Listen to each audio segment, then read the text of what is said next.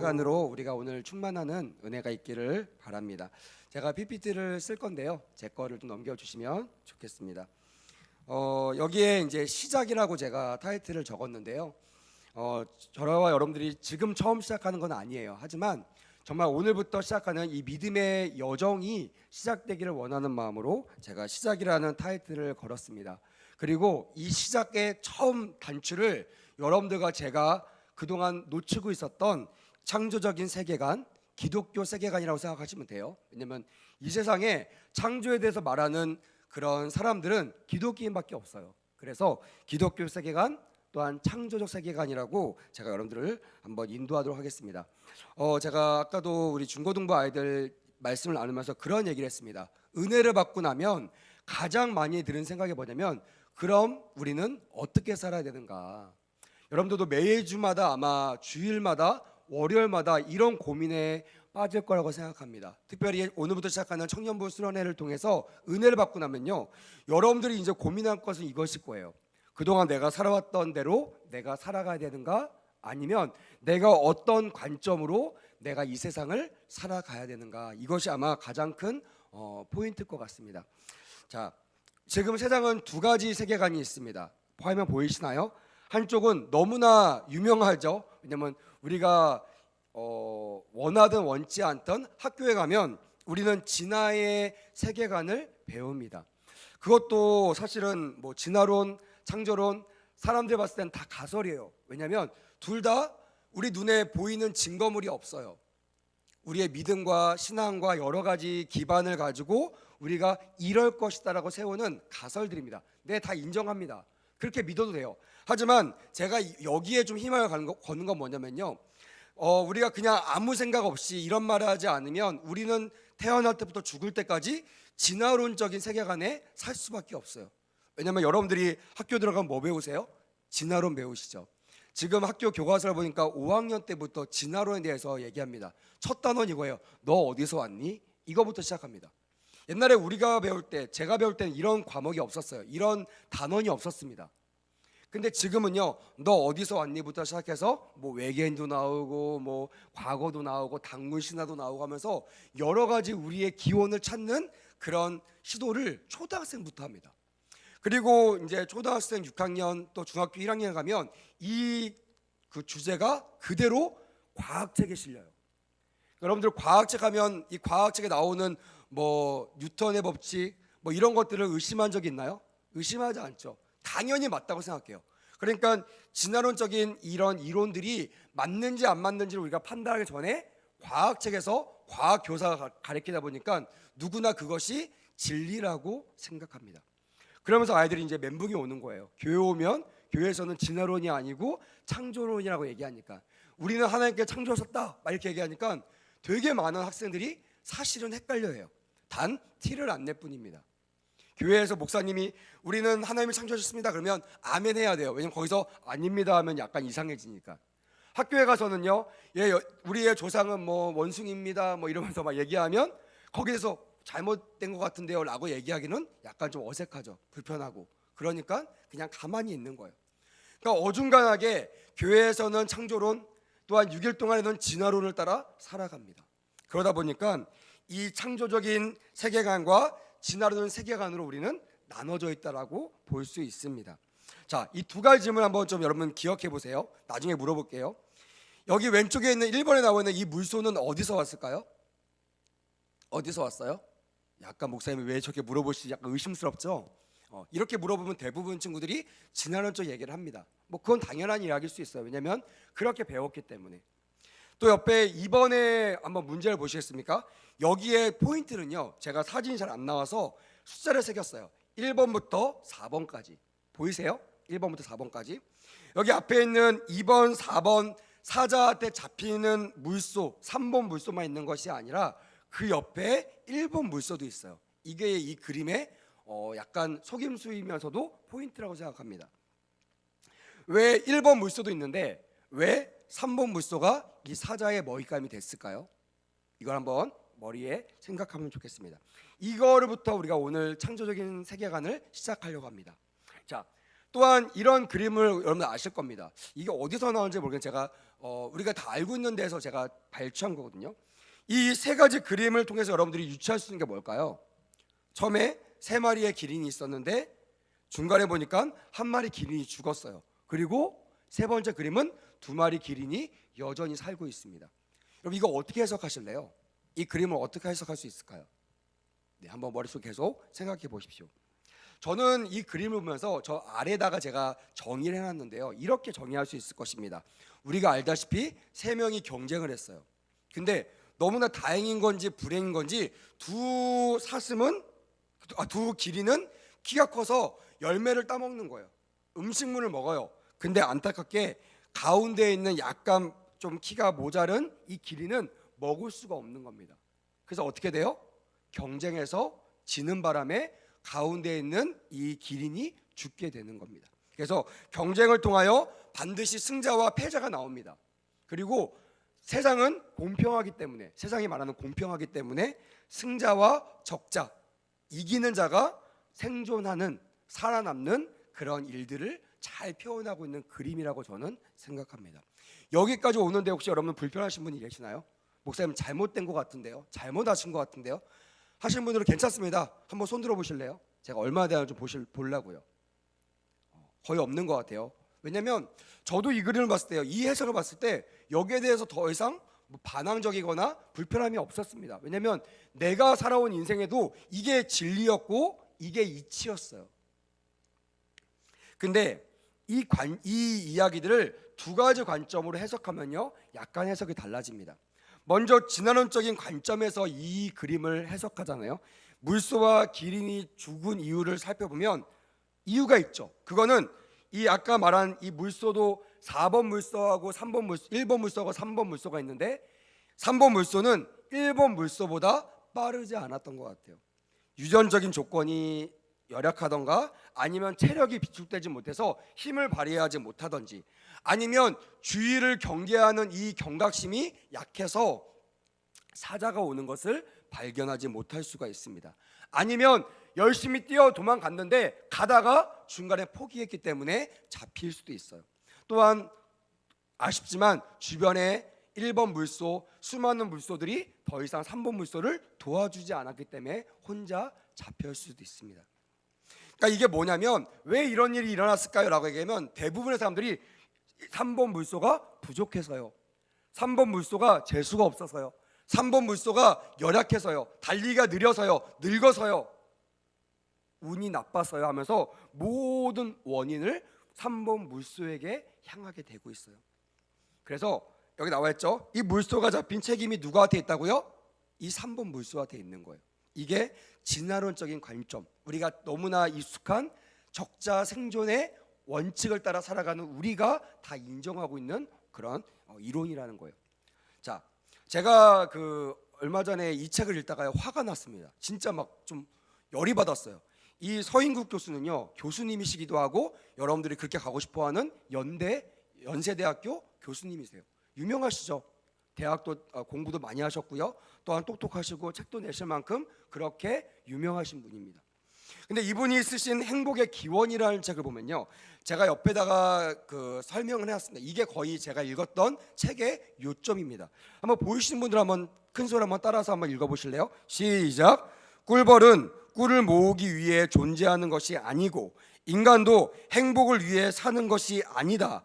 벌도 인간도 자연의 일부이며 이 자연 법칙의 유일한 주제는 생존이다.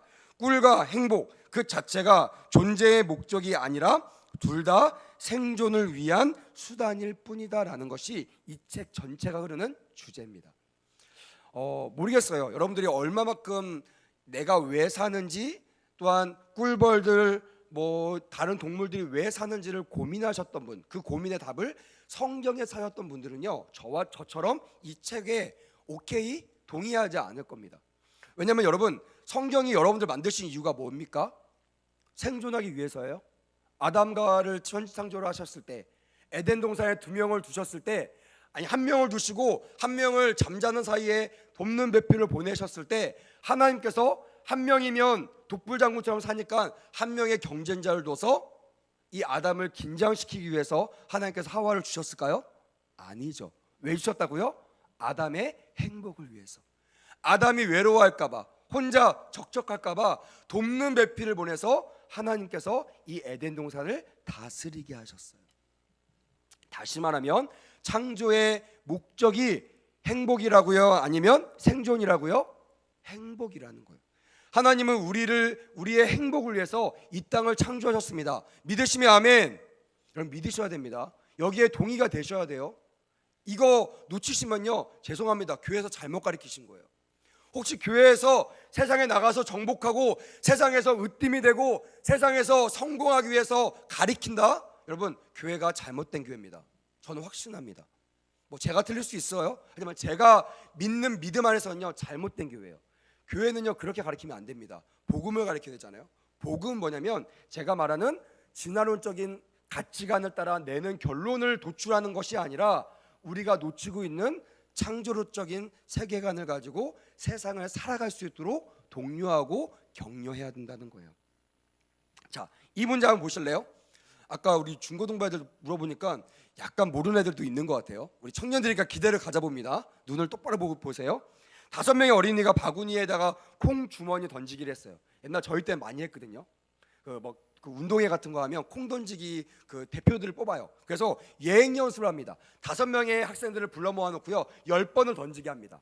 그 수치가 지금 나와 있는 수치입니다. 은희, 성근이, 장우, 민진이, 은하, 이 5명이 열심히 10개를 던졌어요. 만약 여러분들이 선생님이라면, 근데 선생님이 안타깝게 5명 다 출전할 수 없어요. 대표 선수가 몇 명? 4명인 거예요. 한 명을 빼야 된다면 여러분들이 선생님이라면 누구를 제하시겠습니까? 여러분들도 어려워요? 되게 쉬울 것 같은데 한번 대답해 보세요. 하나, 둘, 셋. 그렇죠. 혹시 여러분들 막 약간 틀릴까 봐 조심조심 있는데 거의 맞는 것 같아요. 다시 한번. 누구라고요? 민진. 그래, 민진이에요. 이 진화론 쪽에 앉아 보면요, 누가 빠져드냐? 당연히 민진이 빠져듭니다. 만약에 여러분들이 민진이 빠지는 거에 대해 반대한다면요, 많은 사람 앞에 동의를 얻지 못할 겁니다. 왜요? 왜 민진이 빠져야 됩니까? 가장 못 던지니까, 실력이 가장 안 좋으니까. 당연히 대표 선수를 뽑을 때는요, 누가 뭐라고 해도 가장 성적이 좋고 잘하는 친구를 대표로 뽑아야 우리 팀이 이길 수 있는 거예요.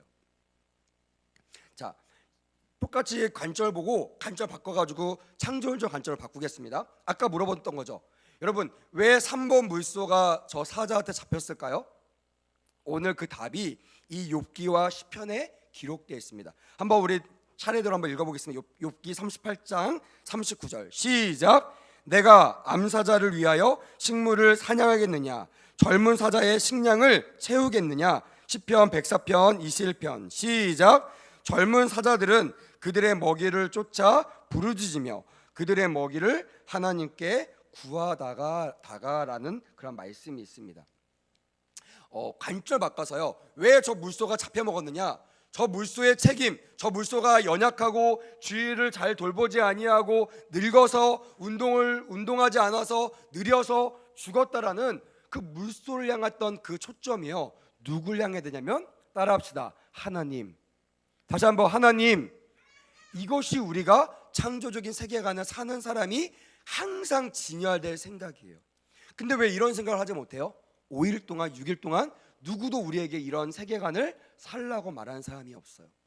조금 나은 사람은요, 새벽 예배를 나오거나 주중 예배 나온 사람들은요, 그래도 강대상에서 쏟아져 내려가는 수많은 말씀을 통해서, 우리의 생사화복이 하나님께 달려있구나, 우리의 걸음걸음이 내가 걷는 것이 아니라 하나님의 계획 안에서 내가 걸어가고 있구나. 무슨 말이에요? 내 주인이 내가 아니라 하나님이라는 사실을 아는 사람들은요, 이 말씀에 아멘할 수 있어요. 근데요, 세상에서 이거 가리키나요? 안 가리키죠. 세상에 뭐라고 해요? 네가 준비해야 돼, 네가 똑바로 살아야 돼, 정신 차리고 살아야 돼. 될 수 있으면 흙수저보다 금수저가 좋아.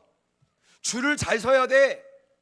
전공 유명하고 지금 많은 혜택이 있는 그런 전공 과목을 선택해야 돼. 이왕이면 대기업에 들어가야 돼. 이왕에 여자친구 만나더라도 얼굴만 보지 말고 저 사람의 배경과 저 사람이 나를 끌어줄 수 있는지를 봐야 돼. 이런 수많은 진화론적인 세계관을 가지고 우리가 살아가고 있다라는 거예요. 지금 듣는 이야기가 약간 불편하신 분들은요, 여러분 점검하십시오. 어느 여러분들이 알던 알지 못하던 여러분들은 진화론적 세계관에 빠져 있는 것이에요. 창조론적 세계관에 있는 사람들은요, 모든 이유를 누구한테 찾는다고요? 하나님께로 찾습니다. 다시 말하고 있죠. 이 사자가 하나님 나에게 먹을 걸 주세요 라고 말씀하셔서 하나님께서 물소를 먹을 거로 예비하셨다라는 거예요. 뭐 이렇게 얘기하면 동물을 사랑하는 분들이 그럴 수 있어요. 목사님, 물소가 무슨 죄가 있어서요? 너무 불쌍해요. 제가 옛날에 그 강남 사역할 때 그 어떤 그 유명하신 그 기업 하시는 분이 주회종들을 대접한다고 개고기를 사갖고 오셨어요. 지금은 이제 뭐 개고기 보신탕 얘기하면 약간 인상을 찌푸리는데 그때만 해도 그러지 않았어요. 보신탕 뭐 1년에 두세 번 꼬박꼬박 먹던 때였고요. 길가에도 보신탕 집이 되게 널려있던 그런 때입니다. 지금은 찾아볼 수가 없어요. 검색해서 겨우겨우 찾아가야 됩니다. 그런 분이 그런 때에 주회종들을 섬기기 위해서 아주 좋은 보신탕을 준비하고 오셨어요. 왔는데 우리 여자 간사님 한 분이 이제 대표 기도를 목사님이 이렇게 시키시니까 그분이요 우시는 거예요. 하나님 죄송해요. 저 불쌍한 강아지를 하나님 불쌍히 여겨서 이렇게 기도하고 우리 다 먹으려고 이렇게 기도하고 있는데 갑자기 분위기 약간 싸해지는 거 있죠. 그러면서 목사님 그러시더라고. 다 끝나고 나는 보신탕을 좋아하는데 내가 저 간사 때문에 이제 보신탕을 교회에서는 안 먹을란다 이렇게 얘기를 하시는 거예요. 그 다음부터요 교회에서 보신탕이라는 메뉴가 없어졌습니다. 그분이 그만두시기 전까지. 여러분 그런 분이 있을 수 있어요. 좀 이따 우리가 고기를 먹을 거거든요. 제가 어저께 코스트코 가서 맛있는 한우 고기를 사왔어요. 이 고기를 먹으면서 하나님 저 동물 불쌍해요. 목사님 왜 이걸 사와가지고 저를 시험 들게 하시나요? 하시는 분들은 오늘 굶으셔도 되겠습니다. 할렐루야. 안 하신 분들은 하나님이 우리에게 주셨다라고 믿으신 분들은 마음껏 배불러 드시기를 주님의 이름으로 축복합니다. 아멘. 여러분 하나님께 천지창조를 하실 때요 동물들을 식물들을 우리에게 마음껏 먹도록 명령하셨습니다. 할렐루야. 그래서 여러분 열매 먹는 거요, 채소 따먹는 거, 동물들을 희생하여 우리의 제물로 삼는 거, 여러분 거기에 대해서 여러 가지 죄책감을 갖지 않기를 주님의 이름으로 축복합니다. 주님이 우리에게 주신 거예요. 단 어떤 마음이냐면 감사하는 마음과 하나님 앞에 감사하고 공급하시는 그 마음을 가지고 가야지 괴롭히기 위해서 또한 그들에게 잔인한 마음으로 가면 그건 또 다른 문제인 거예요. 단 하나님께서 먹을 걸 주셨던 하나님이라는 것을 우리에게 기억하고요. 하나님이 누가복음 22장 24절에 이렇게 말씀하셨잖아요. 까마귀를 생각하라. 심지도 아니하고 거두지도 아니하며 골방이 없고 창고도 없으되 하나님이 기르시나니 너희는 새보다 얼마나 더 귀하냐라고 주님께서 우리의 가치를 인정하셨다라는 거예요. 자, 이런 관점으로 다시 한번 보세요. 5명의 이 아이들 중에 여러분 누가 빠져야 될까요? 이제 물어보겠습니다. 승엽아 누가 빠져야 될까? 갑자기 뭐 고민되지. 분명히 전까지 민진이었는데 뭐라고 해야 되나? 이거 말하면 또 이상해질 것 같고. 한번 대답해 보세요. 자신감 있게. 에? 기도해야 된다. 할렐루야. 예람아, 뭐 누가 빠져야 돼요? 5명 중에. 제입뽑기. 할렐루야. 봐봐 이게 바뀌었죠, 여러분. 봤죠? 분명히 10분 전까지만 해도 민진이야 했던 애들이 갑자기 말씀을 막 대니까요 고민되기 시작하는 거예요. 괴로워지기 시작하는 겁니다. 여러분 우리가 세상을 살아갈 때요 괴로워할 일은요 이런 것 때문에 괴로워야 되는 거예요.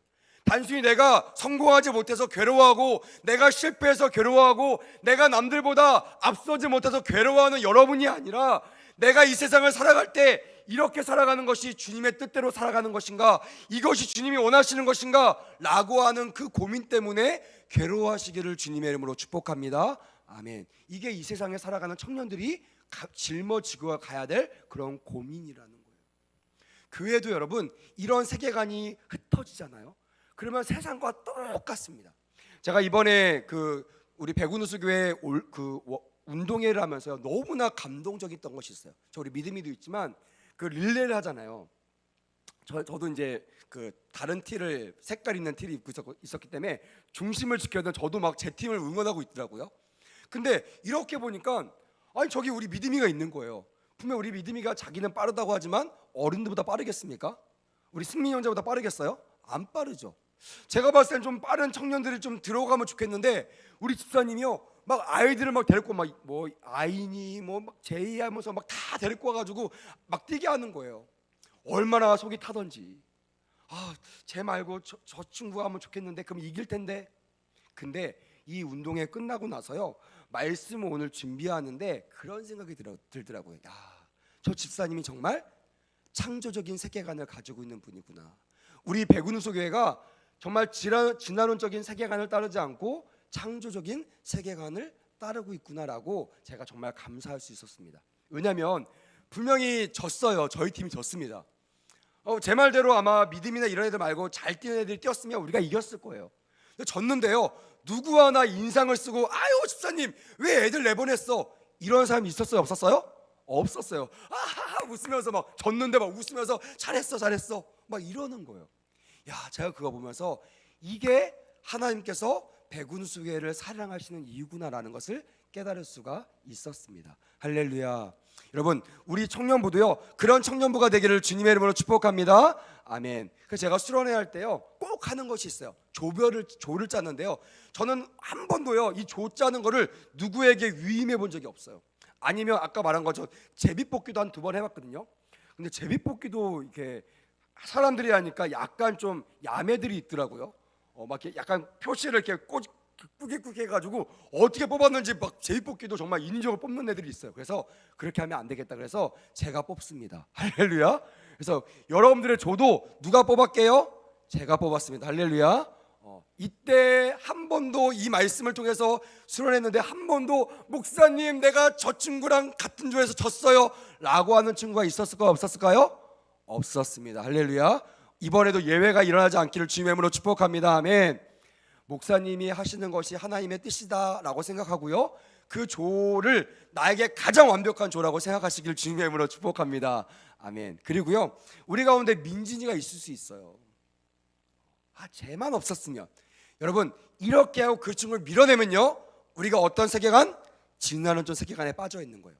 바꿔지기를 주님의 이름으로 축복합니다. 저 친구와 함께하니 내가 저 친구의 부족한 부분을 채워줘야지 하나님께서 저 친구를 우리 조에 보내주신 이유가 있구나 라고 믿으시고요 서로 사랑하시는 은혜가 있기를 주님의 이름으로 축복합니다. 아멘. 마지막 이런 관점으로 오늘 본문을 보면요 은혜가 될 줄 믿습니다. 38년 된 병자를 낫게 한 베데스다의 기적의 말씀이에요. 너무나 유명한 말씀이죠. 예수님께서 지나가시다가 불쌍한 여인 하나 발견하십니다. 그에게 물어보세요. 너 왜 이러고 있니? 너 왜 이렇게 불쌍하게 했니? 그랬더니 그분이 그러시는 거예요. 내가 여기는요 그 물이 동할 때 가장 먼저 들어가는 사람이 낫는 그런 베데스다 연못인 거 아시죠? 그때 예수님이 안다 그러시는 거예요. 근데 안타깝게 내가 38년 동안 열심히 기회를 봤는데 내가 한 번도 가장 먼저 선착순으로 들어가지 못해서 38년 동안 내가 여기서 이렇게 병자로 있습니다. 주님 만약에 어떤 이든지 나를 도와줘서 내가 물이 동할 때 가장 먼저 들어갔다면 나도 깨끗하게 치유를 받았을 겁니다 라고 주님께 하소연하는 장면이 나옵니다. 여러분 이게요 우리처럼 세상을 살고 있는 사람들은요 문제가 되지 않아요. 절대 문제되지 않죠. 당연하죠. 여러분 만약에 공부 못하는 친구에게 장학금을 준다면 어떻게 될까요?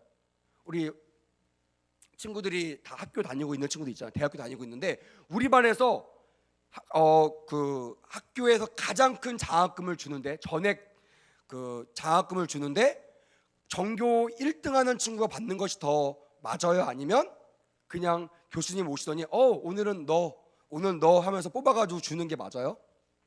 뭐가 맞을까요? 대답하기 약간 곤란하죠. 나는 전자라고 생각하는데 당연히 우리는 1등을 더 주면요 누가 뭐라고 하지도 않아요. 속상해하죠. 내가 다음에 1등 해야지. 근데 여러분 그러지 않고 가다가 오늘은 승엽이가 잘생겼는데 승엽아 너 오늘 전에 장학금. 그러면 여러분 진주가 어떻게 할까요?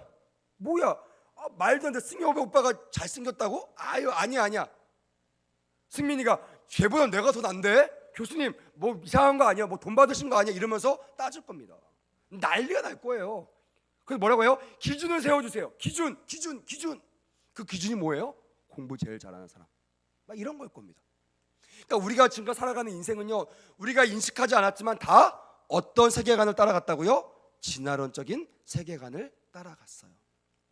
그래서 우리가 하나님의 영광을 보지 못하는 것입니다. 교회가 이 땅에서 사랑 얘기하고 구원 은혜 얘기하지만 실제로 이루어지고 있는 프로세스는 세상과 똑같을 때 교회가 힘을 잃어버리는 거예요. 여러분, 교회는요, 저도 청년들 장학금 주려고 많이 노력을 하지만요, 교회 갖고 그럴 때가 있어요. 저 청년이 뭘 했는데? 봉사를 했어? 아니면 뭘 했어? 이렇게 얘기해요. 제가 그래요. 저 청년의 믿음이 좋습니다. 그러면 꼭 얘기합니다. 그 믿음의 기준이 뭔데? 그럼 할 말이 없어요. 여러분, 꼭 교회에서 장학금을 받는 청년들이 봉사하는 청년들이어야 됩니까? 그게 맞아요? 그게 하나님이 원하시는 걸까요? 하나님의 재정을 가지고 꼭 열심히 하는 사람에게 주는 게 맞는 걸까요? 아니면 장로님 아들이라고 주는 게 맞는 걸까요? 너 엄마 뭐 하시니? 우리 엄마 불교인데요. 너 탈락. 이게 맞는 걸까요?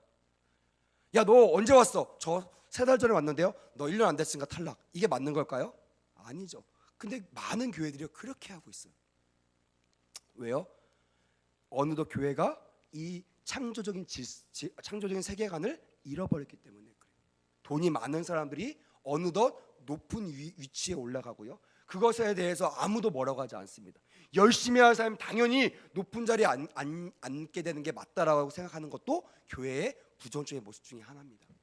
여러분, 저는 오늘 말씀을 듣는 여러분들과 제가 변화되기를 주님의 이름으로 축복합니다. 아멘.